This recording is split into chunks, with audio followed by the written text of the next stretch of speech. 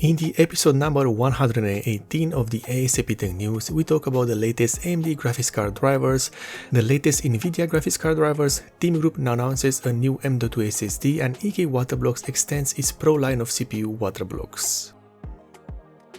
We start with AMD and their latest graphics card driver, now at version 23.2.2.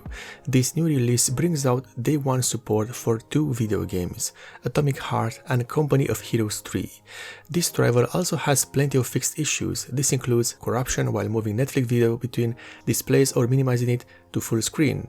Maximum encoding bitrate is limited to 100 MB per second for certain applications. Applications crashes may be observed while playing Hitman 3.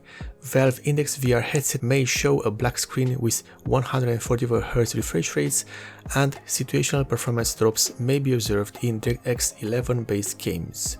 And as is the case with many graphics card drivers, this too has plenty of unresolved issues, but I won't list them all in one video.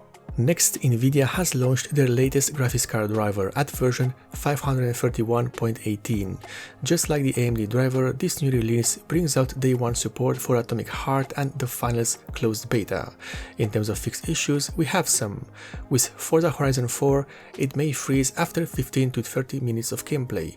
Occasional stability issues within Call of Duty Modern Warfare 2, enable Dead Space resizable bar profiles, Adobe After Effects and media encoder issues with Pro RAW files, and Adobe Premiere Pro application instability.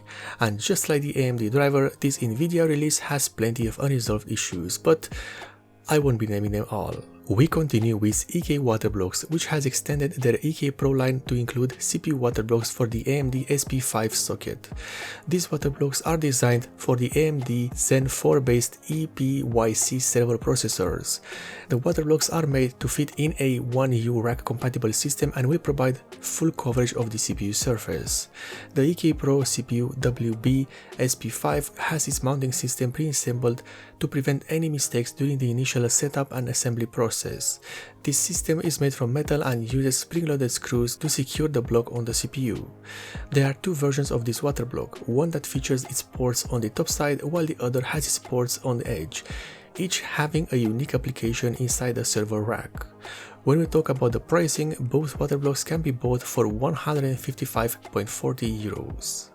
And finally, TeamGroup announces their new PCIe 5.0 SSD, the T-Force Cardea Z540. This new SSD is available in only a 2TB variant. This M.2 SSD uses the PCIe Gen 5x4 interface and has an advertised reading speed of 12,000 MB per second and advertised writing speed of 10,000 MB per second. Just like the other T-Force Cardea SSDs, this one uses a graphene label to reduce the temperature of the controller and memory chips. Unfortunately, neither the controller or the memory chips are mentioned with this SSD, so all we can do is guess on what components we are going to get. In terms of pricing, this 2TB SSD will be available for purchase for no less than $500 starting in the second quarter of this year. And this is the end of the episode number 118 of the A.S.A.P Tech News, one of the few tech news series which aims to deliver you the news as fast as possible for your convenience.